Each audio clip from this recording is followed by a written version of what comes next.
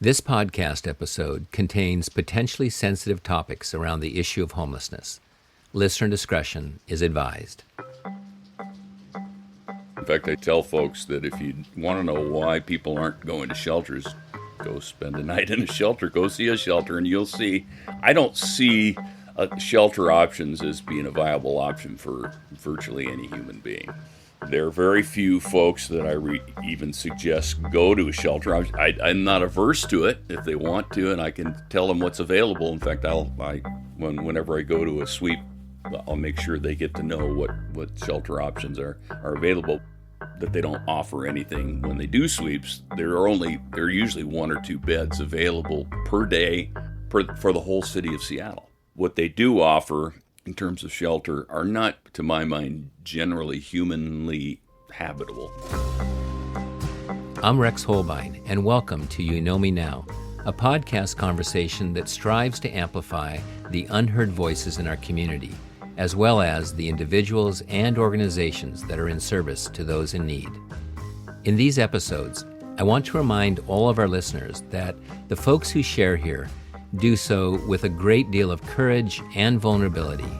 They share a common hope that by giving all of us this window into their world, they're opening an increased level of awareness, understanding, and perhaps most importantly, a connection within our own community. Several years ago, while walking through a homeless encampment in the Ballard neighborhood, stretched for several blocks along Leary Avenue, I saw a man sitting comfortably in a folding camp chair, rolling cigarettes. He had several folks standing around, waiting their turn for a smoke. All the while, he was talking and joking, and most beautifully, he was connecting. This man, with his big fluffy white beard, guitar at his side, handing out free cigarettes to those living homeless, is Bruce Drager. For 20 years, Bruce taught biology and zoology at Ballard High School in Seattle, where he also coached the cross-country team. Today, we're talking with Bruce to hear his journey into addressing the issue of homelessness. And with that, let's begin our conversation. Let's start by maybe just having you introduce yourself. How does Bruce tell the world of who he is? Wow. That's a tough thing about getting older, too, because you got so much. This iteration of my life, and it certainly is this is for the first time in my life, I really felt it was sort of an iteration where there was a calling of sorts. That the work you're doing now. Definitely, yeah, where I decided 8 years ago that I had a company in Colorado that I was doing with my brother, and I said, I think I was at a church function. Actually, it was a function associated with the church I was going to there, and it was a community dinner of sorts for homeless population of folks. Believe it or not, this was up at about 10,000 feet in the Rockies in Colorado. And there were homeless people that were living there, and we had a community of probably 10, 15 folks that lived up there, and they somehow made it through the nights, sometimes minus 20 degrees. And it was Thanksgiving, and I was there with my daughters who'd come to visit me, and we went out to do this community dinner at this church. I turned to my daughter and I said, I've got to go back to Seattle and fix homelessness. It just came to me right there. Wow, I just said, beautiful. I had never considered it before, and I just said, this is, I just realized there was something that fell on my heart at that point, being with those folks there at that dinner. Okay, and your work is fix homelessness in Seattle, but your work has primarily been starting in the Green Lake area, and then has morphed to Ballard. Is that correct? That's right. Yeah. And the reason I want to bring that up is in addition to wanting to hear specifically what are you doing in Ballard, but you were also a teacher at Ballard High. That's right. Yeah. In my previous life, for 20 years, I taught at Ballard High School. What did you teach? Biology. Yeah. And I have to say, when I've met folks that are outside in Ballard, your name will come up. I'll say, well, do you know Bruce Drager? And then I'll let them know I'll say, well, he taught at Ballard High, when they say they're from the neighborhood, right? And so I think there's this beautiful connection that you also have by having been in the community for years. Oh, yeah, sure. Yeah. So you get back to Seattle. What happened?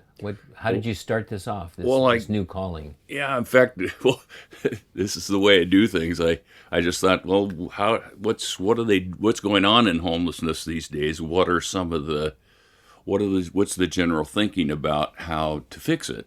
And I read a couple articles by Sam Barris, who is the father of Housing First, and at that time he was working in New York, and I just said, what the heck, I somehow found a phone number, called him up, and literally he picks up the phone, talks with me for about an hour, and I just told him what I was thinking about doing, and I wanted to go back and work on fixing homelessness in Seattle. And he says, great, and he told me some of the folks to contact down here. He is friend with the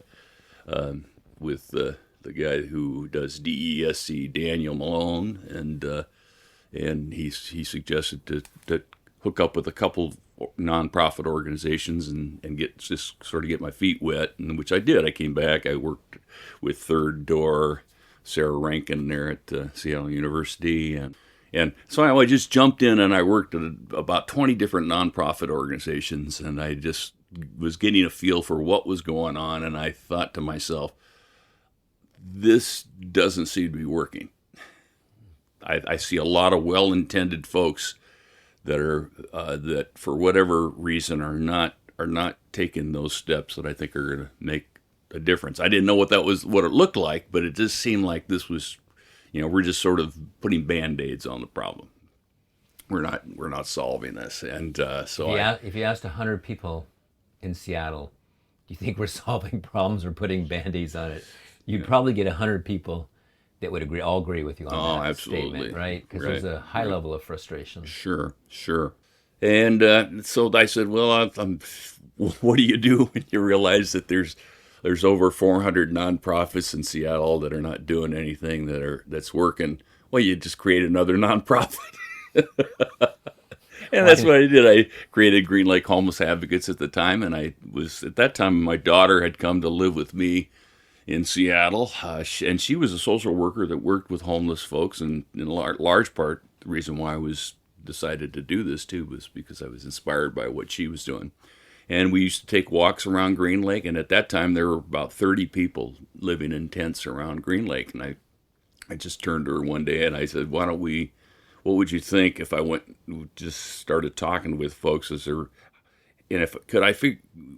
you think that it would be possible for me to work with one or two of these individuals and get them into housing in a year? And she sort of shook her head, so no, that can't be done. And I said, well, that's what I'm going to try and do. In fact, I'm going to try and build a model where I can create this idea, this notion that one person connected to one person, working with them just an hour a week, and you can walk with them into housing.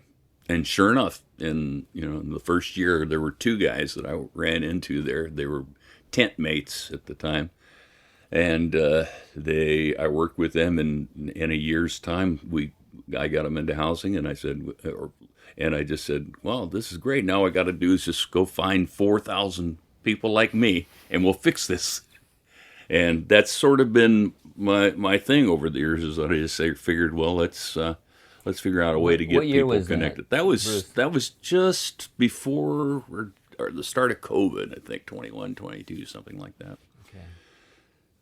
And so that's what I did, and and then later on. So what I would do at that point is I just say, well, I'm going to go out to encampments where there's an impending sweep. And I will try to work with those folks as long as I can, try to get them to a place where they get ready to take that next step when they get swept. I'm hoping that they can find a way to maximize the chances that that they find a place to get connected with outreach services and come out on the other end of the sweep better off, if that's possible.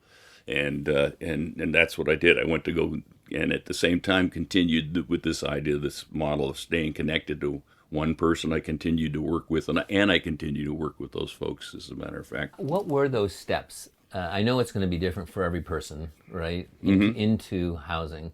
But if you're thinking of those first two individuals, what were those steps that allowed you to be successful?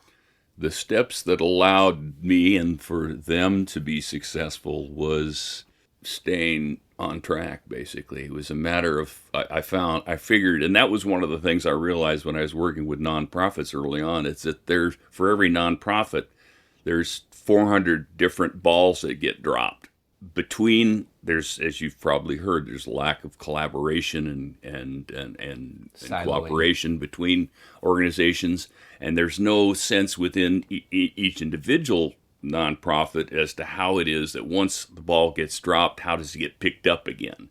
And I realized that's really what you need to be as a companion. You need to be that person that notices that the ball got dropped, what color the ball was. Yeah. Go find it, go pick it back up, and give it back to the person and take that next step. That's really providing that sort of continuity and consistency is completely lacking in horizontally and vertically within the system.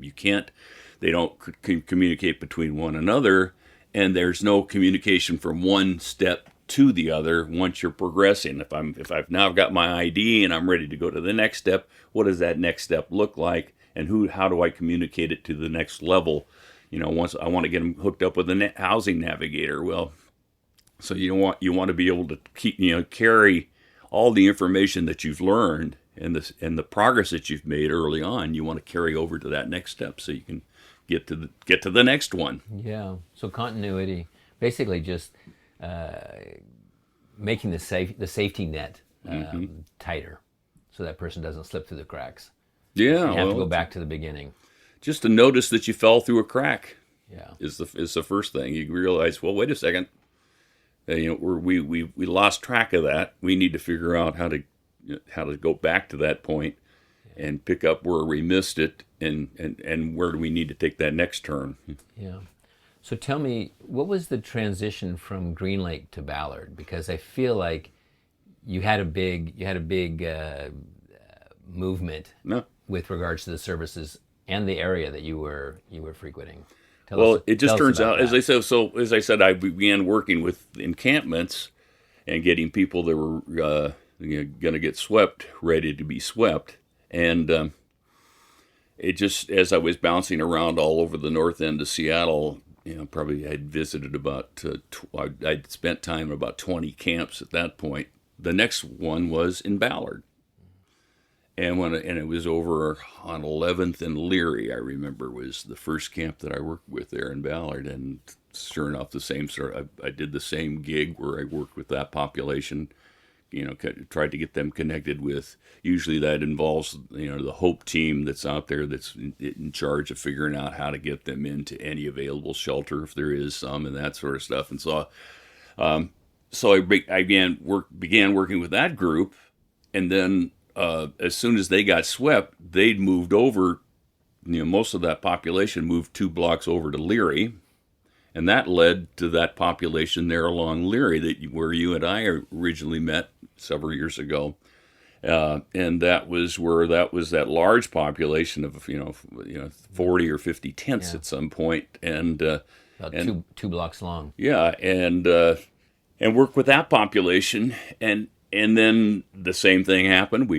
I forget how many months that took, but it's probably a 4 or 5 month period where they really, and that was just as Bruce Harrell was coming on board, and he was real serious about making it at least look good, like taking some steps in the right direction, and he made a genuine effort, at least in the initial segment, to get folks into viable transitional housing. And during that period, I began to realize that there was this huge population of folks in Ballard, and it was clear to me that, and as I've come to know, that there's about 600 people living on the streets in Ballard, And I'm quite convinced there's more homeless people living on the streets in Ballard than any other area Highest in Seattle. concentration.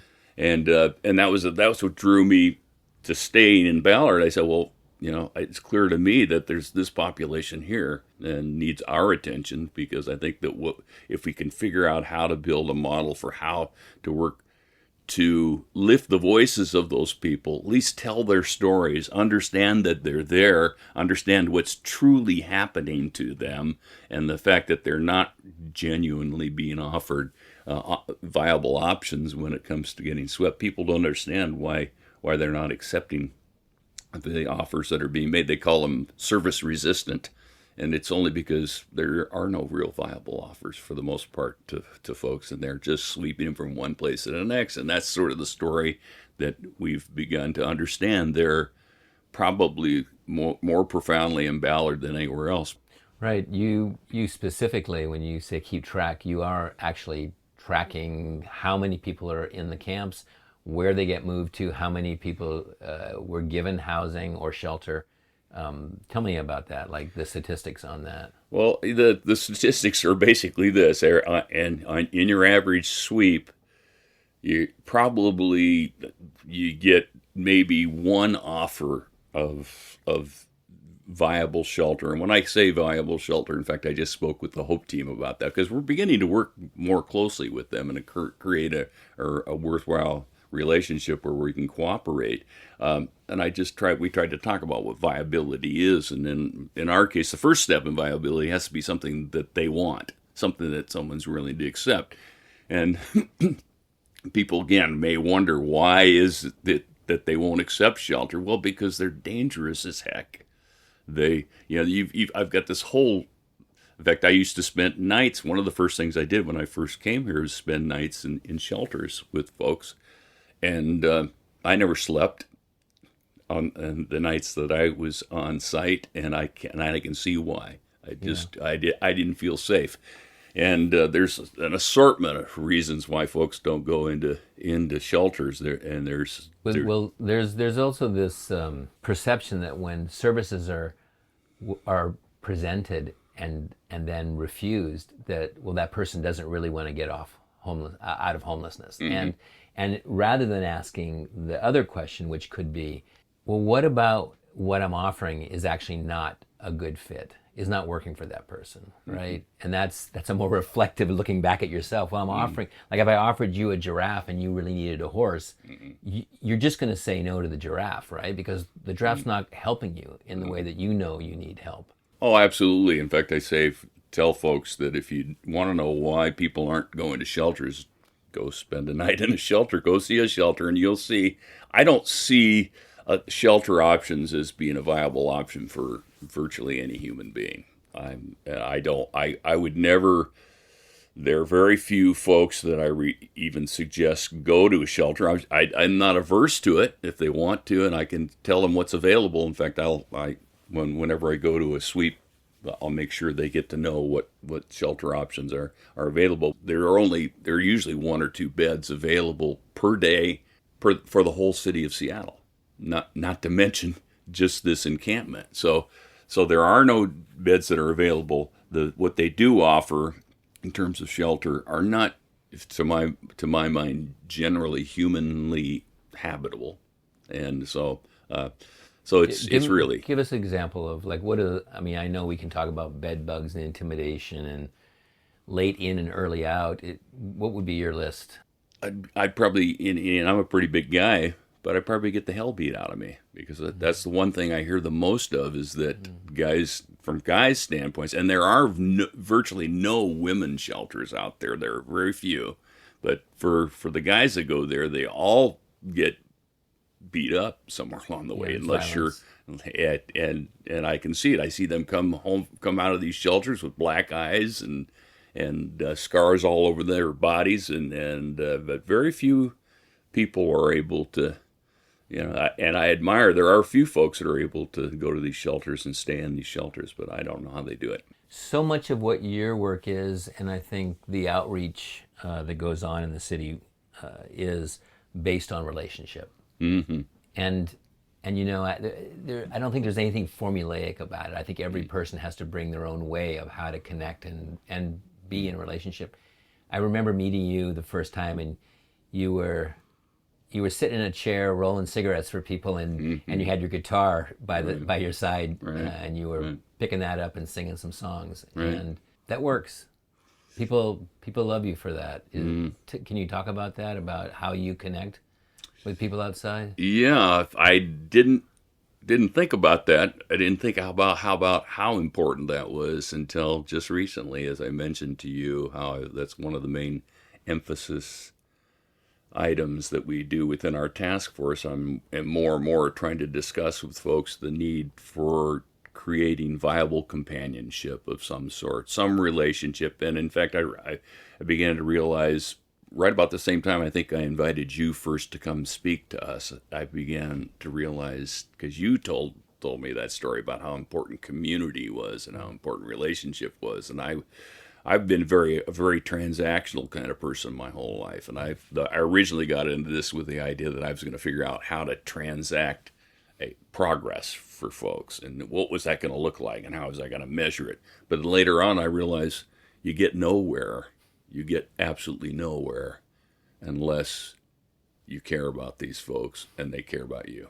If you do not make that connection, you might as well forget about it. You're just and that's the key to it. That's exactly right, and that's the key to this whole process, is that you have to have that relationship. And for whatever reason, I connected with folks early on, and maybe I can't describe why. It might be that you're a likable guy. Well, that's I'm likable by them. I'm not very likable by most of the folks that the organizations that I work with out there that I try to share that space with. Although, as I said, I've gotten better and better at it as I've known, because again, it's all about helping those folks get off the streets, and I'll do whatever it takes to make sure that if it is important, and it is, to make sure that that equally they trust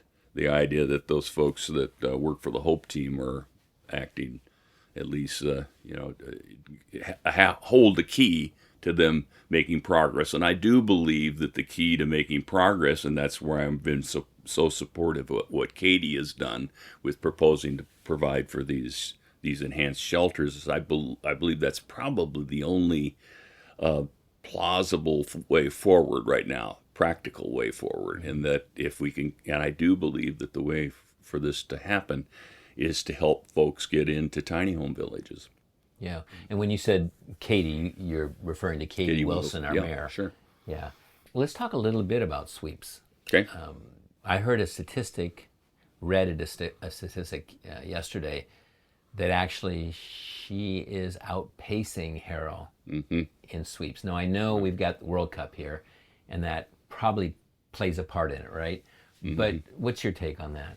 Yeah, and that question, let me say too, that question is not to badmouth Katie Wilson. I actually am in her camp as well, in support of her, what seems to be heartfelt efforts to address this issue, to make it her thing, right? To really get on it. But we're off to a rocky start. Yeah, well, I guess welcome to being mayor, right? And 6 months ago, I shook Katie's hand at the 41st Street camp, and she told me that day that she was looking for a better way to do things. And I believed her, and I still believe her. I believe her heart's in the right place. And now it's just a matter of trying to figure out how to navigate the treacherous waters of politics right now. And as I said, she's proposed to, her emphasis at this stage of the game is to at least be able to say, okay, if we want to change the way we're going to do it. At that time, she suggested that, well, maybe we'll sort of slow our roll a little bit when it comes to doing sweeps, because Bruce Harrell, for the last 4 years, I coined the term sweep with impunity, which was sort of his only solution that he had proposed for fixing homelessness, was we're just going to sweep these people into oblivion, and that's essentially what has happened. And I think that Katie would like to find that way to do that. I think that she's having some resistance within the system, and I have a feeling, well, without speculating too much, I guess it's basically when you jump in as mayor, you're on board this giant steam ship, and you got to figure out how to turn the wheel, and it doesn't go fast. And I think that's really where she's at, is that we have a situation where, and the powers that be are the money powers that be with this downtown association, which she relies a lot upon their support in terms of funding these shelters, is going to want to make sure that she stays on track with regards to the sweeps, and that's where I think she's felt a lot of pressure. It's my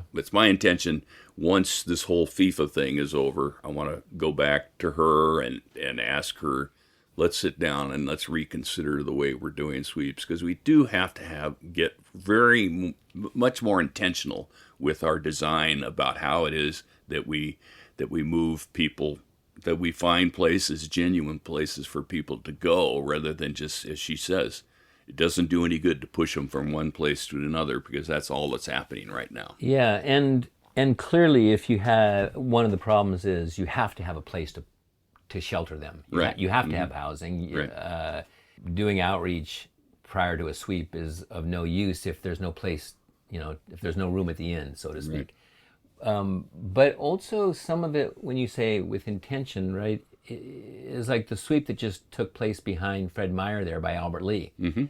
Boy, I don't know Albert Lee's story. I know I've been there enough to see the Albert Lee truck drivers be really courteous and friendly and stop when somebody was crossing through that encampment. Mm-hmm.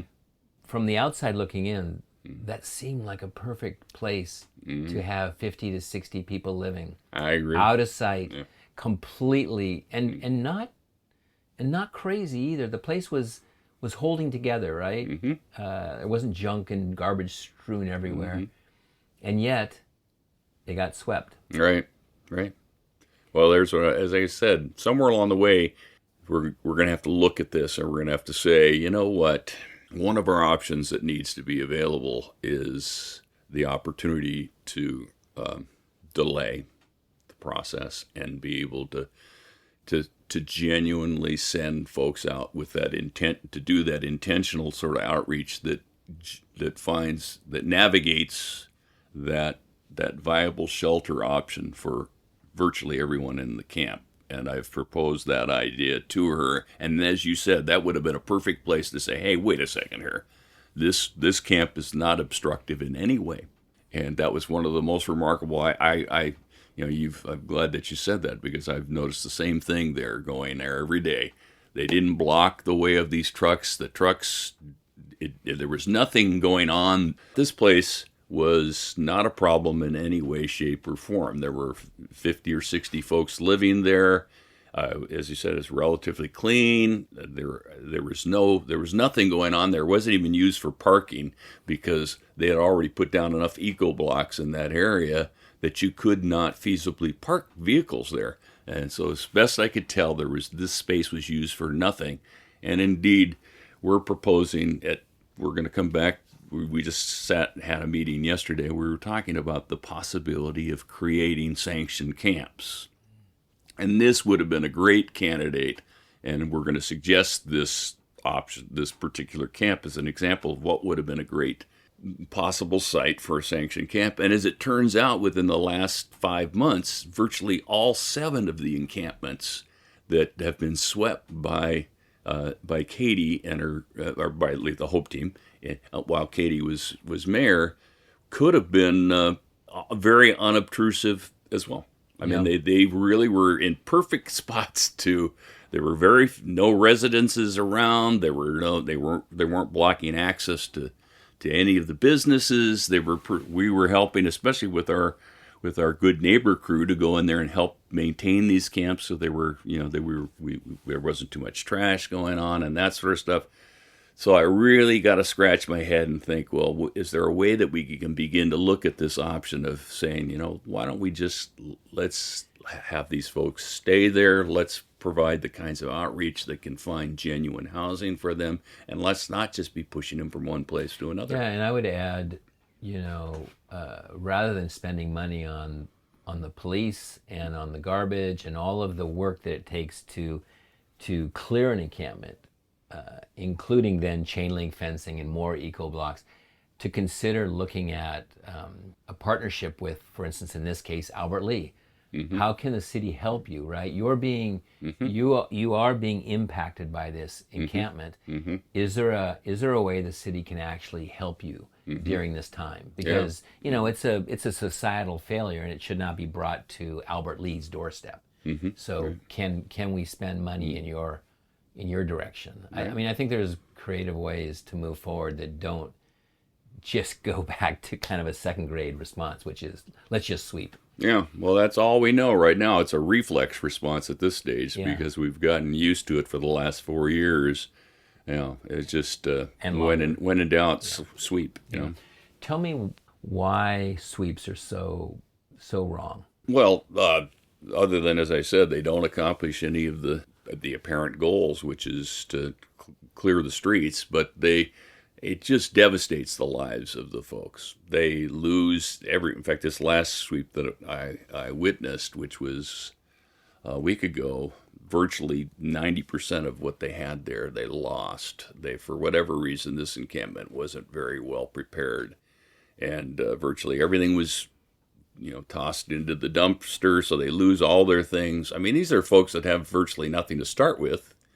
And imagine losing everything that you have, and they do. And that's when they always come to me for new tents after every sweep, and their lives get completely tipped upside down. They lose valuable items like identification. They lose a lot of virtually. It's amazing. Like I said, the littlest thing, the slightest thing that they have ownership at all of, they lose, and it'd be, like I say, that's as valuable to them as anything we have. It disrupts their whole life pattern. They have to find a new place to live. They have to sometimes be situated in a new camp where they develop some animosity between the new folks that are upset about them moving in. So there's that sort of trauma.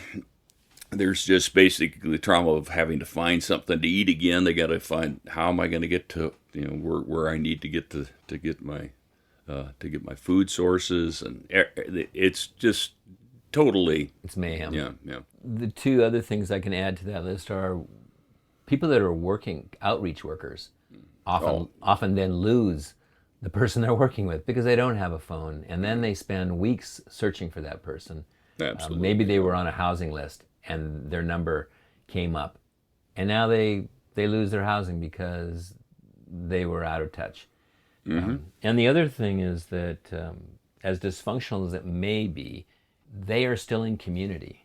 Absolutely. Yeah. And the community now is being completely disbanded. Mm-hmm. And they have to build again, like you said, they have to start over with their community, and often in a new encampment with people that they have to then now work out these new relationships. All right. So what's next for you, for the Ballard Task Force? Well, at this stage of the game, we want to make sure that we want to know that Katie Wilson has our support, actually, and that we want to make sure that she succeeds with these shelter options becoming available to folks. I think that's critical. And so we want to make sure that we stay in touch with the people that get into these shelters, and that they succeed and they thrive and they continue to participate in and stay connected with their caseworkers when they get there. And that's a big part of what our companionship program is all about. We've already reached out to the Everybody Deserves Housing organization that built this new shelter that's going in there at Inner Bay.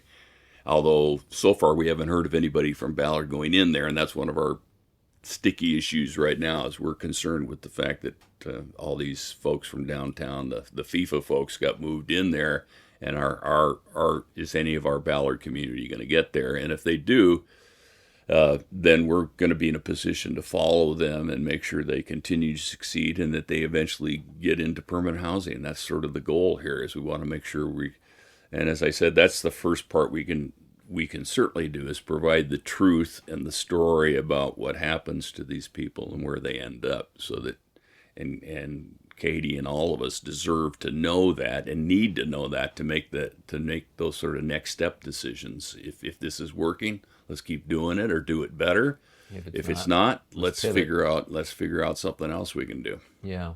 When you walked in, you handed me the Ballard Street Bulletin, number 8. Mm-hmm. Can you tell us about this? What are these bulletins about? Well, this is 8, so this is at least we're 2 months into this. Yeah, a few months ago we decided we're just going to start to produce a newsletter that we'll hand out to folks at camps, and we hand out at the community dinners and community meals around town. And it's amazing what a success these have been and how much interest it's generated amongst the folks that are living on the streets, because it gives us an opportunity to communicate to them that we care about them, that we're thinking about them, and we really want to work with them to maximize their own life outcomes. Yeah. And that's a revelation. Well, it becomes a revelation to us as we see how interested they are in figuring out how to get plugged in. You usually have entries every week from some of the folks that are living on the streets too, but we have just a lot of valuable information that we think we can provide for folks. We hand these out every week when we meet with the folks on Saturdays, our good neighbor crew that goes out and helps clean up the camps and serve breakfast on Saturdays, brings these and hands these out. And the first thing they do is read these from cover to cover. So we're really happy with the fact that we started this process. As I said to you, who could have thunk, or who could have known this was going to be such a success? But this is, as you suggested, it's all about relationship. And this is, what do we do when we have relationships? We write each other letters. We communicate with one another. We talk to one another. And this is just part of that relationship puzzle. And it's a one-page bulletin, front and back. Mm-hmm. And it's basically some metrics on what's going on. It's tell us what does it include? Well, it includes things like, it just basically gives a little. I usually give a statement like this last week. This is mine. We're hopeful that individuals displaced from the Ballard in the future will be offered shelter at the Bayside Enhanced Shelter. This is the new shelter that's going in, that going to have the 75 tiny homes. Because we want people to know that these are becoming available, and likely people there on the streets in Ballard are going to be offered these. And the best way they can do that is to stay in contact with the Hope team and Reach and all that out there. And so we're told that 25 homes will be available around July 1st. And please stay as positive as possible. In the meantime, please be aware and remind each other that the pace of the sweeps in the Ballard area is increasing, and think about what this means for you. And then we have sort of a list of steps of how you get prepared for a sweep, how you need to stay connected with the folks from the Hope team and anyone else that's out there, and make sure that first of all, they need to know you're there and that you're interested in getting off the streets, and that you're perfectly willing to. We have a list of folks we've got that's over 100 people long, of people that have already committed to wanting to be into a tiny home. And I sent a copy to Katie Wilson and her team this last week, and I sent a copy to the Hope team, and so we keep everybody we communicate with everybody through this. Yeah, it's beautiful. I love it. What would you tell folks that are listening to this that have never been involved? What's the message to them? Well, if you're wondering about how you can fix homelessness, think about companioning. Figure out a way, get plugged in some way, and there's a lot of different avenues for doing that, but one of the best way that you can do that is to go to a community meal and sit down and share a community meal. It's a free dinner. Usually the meals are pretty good. And if you really want to get serious about this and you want to talk to me, or I recommend that you contact Facing Homelessness. You guys are one of the organizations that is the strongest promoters of community and relationship, and But that's what it, as I said, that's what it's all about. It's just a matter of getting to know somebody that's homeless. I think if you can start there, I think you have your little sticker that says "Just say hi." Just say hello. Just say hello. That's right. Just say hello. And I would say that I'd add a little. Our sticker says "and get to know." Yeah. So just say hello and then sit down and get to know these folks. And once you, if nothing else, it's going to move them and it's going to move you. It's going to move your heart. And if your heart moves, you're going to move someone else's heart. And that's really what this is about. It's about promulgating a narrative that says, these folks are part of their neighbors. And they are part of our community, and we want to make sure that we treat them that way and that they deserve a home somewhere. Yeah. Before we turned the recorder on, we talked a little bit about these solutions that finally emerged, these ideas, and we ask ourselves, why didn't we start this, 5 years ago, or what took us so long? And I think what you just said about when somebody gets to know another person, it's not just for them, but not for the person that's living homeless, but for themselves too, right? Mm-hmm. And then they have started on this process of finding that solution. It won't be apparent right in the beginning, but they get to know somebody. They go to more and more of these community meals or get involved, being a volunteer with your organization. It'll come. It's just part of that process. I'd love to hear you talk a little bit about Brent. Okay. Because Brent is a success story, right? He's become also part of the Facing Homelessness community now with drivers driving him to his T-shirt selling business. But that started early on in a relationship with you, I believe. Oh yeah, he was one of those guys that lived along Leary, lived right in front of Quest Church. I guess we all sort of need these sort of poster childs because it gives us something to promote your idea with. In fact, he certainly is almost as if he's a plant. I don't know if could we have programmed it this way? Could we have written this into the script in some way? But he certainly has. But he started working with one of the companions that I had working with me with Green Lake Homeless Advocates. That was with that original population that was there, that the first ones that got swept along Leary. And because of the good work that Cynthia, his companion, did with him, she was able to get him connected to the co-lead program. And that's really what it's about. It's about, you, as I said, you find those gaps, find those balls that get dropped. And one of the balls that got dropped was that they had lost track of the fact that he had a criminal record that needed to be fixed and worked on, and she contacted the co-lead folks, which is an organization that's run by Lisa Dugard, who's this brilliant lady that has got probably she's one of the best folks in Seattle in terms of genuinely designing camp resolution strategies that involves this kind of deliberate, intentional house navigating and stuff. And so we got him connected with that, and then the next thing was he got clean, and then he was able to go through the court systems to get completely out, get his record expunged, and then free of warrants and all that. And then he came out on the other side clean, went back to school, went to Seattle at the City College, at Central there, started there, ended up at Shoreline, and his dream was to play soccer again in college. Well, the guy's 42 years old, and I said at first, certainly Cynthia tried to sort of discourage him, but I said, go for it, give it a shot, and he did. He went out for the team, made the team, didn't play much, but he made the goalie, team. He was the goalie, right?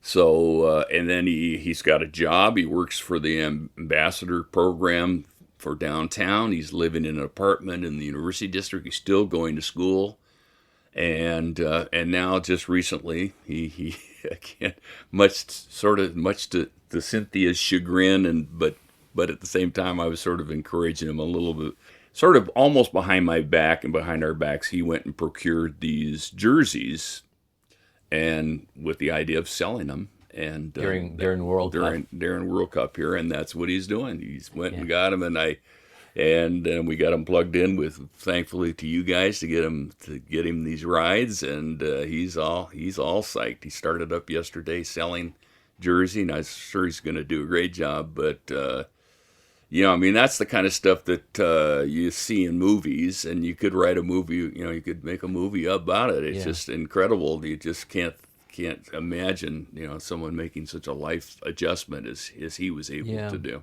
And I think that the part that gets lost is that the beginnings of that really, I mean, the credit goes to Brent, right? He's done the heavy lifting, but the credit has to be also noticed by the companions that are, that he found in your organization. I mean, that's critical. Those are big stepping stones. I surely doubt. And we have right now, we have 22 companions, and I would say of all those 22 companions, I can't think of any one of them that the folks that they work with are not better off. Yeah, Brent called yesterday, and he was so beside himself. He sold 16 shirts. Okay.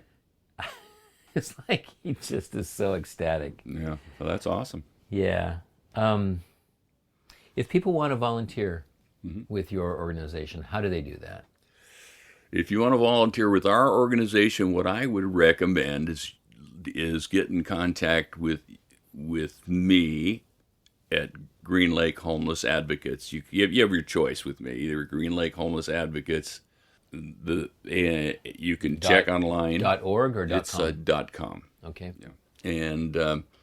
And you can also, or you can check with the Ballard Task Force, which is a .com, I think, as well. It's Ballard Community Task Force, all one word. And you probably can search Bruce Drager. Yeah, or Bruce Drager. Yeah, and they'll find you. Yeah, and I encourage anyone to just check that out. There are lots of programs out there that teach. Sacred Streets does a great program for getting folks involved in companionship. I should say this. They do this step of getting you to the point where you learn why you should be a companion. What we do is sort of take it to that next step, which is, okay, now that I know I should be a companion, how can I do that? And as I've already told you, the program is easy. Just go find a community meal somewhere and just look that up online in your local neighborhood. Find community dinners and go sit down and talk with people, and then talk with me and say, hey, I went to this community meal, and I really think that there's a couple folks there that I really like, and I want to be a companion. And then I'll get you plugged into our program of companionship teams, which is really important to have companions that interact with one another and support one another. And that's where you sort of learn about, well, how has my heart changed in this too? And what have I learned here in this process, and what can I share with other folks that can help them make progress with their person and get plugged into a pathway that helps them get off the streets. You just said something that I think's really beautiful and I think vital, and that is when you go to this meal, or it can be anything, right? It can be a cleanup, it can be whatever. But let's say you go to a meal and you find someone that you really like. Mm-hmm. And you want to be a companion for that person. I think there's like the secret special sauce in that, because I think if you're just going to be a companion with anybody, that perhaps an organization would say, here's Joe, you two be companions. It's different, right? That's formulaic versus if you make this personal connection, there's some reason that you two connect. Yeah, well, that feels big part. Important. That was a big part of my evolution, too, of understanding, because I did try to push people in certain directions. Why don't you go be a companion with this person? I think you'd be good with this person. Now I just let it go, and I let them organically come to me and say, hey, I really have a need to figure out, because you're going to find out early on, and these folks love to talk to anyone. They want to share their stories with everybody. believe you me, there's no way you can sit down at a table here and not have a conversation with these folks, because they would love you to hear their stories. And then you're going to hear something, you're going to say, well, wait a second, why is this guy living on the streets? Yeah. What's going on here?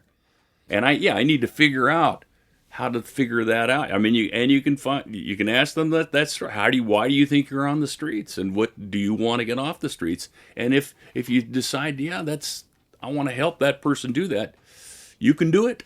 Yeah, it's beautiful. And all you got to do, like I say, then reach out to me and say, hey, I've got this guy that I ran into, and that happens all the time too.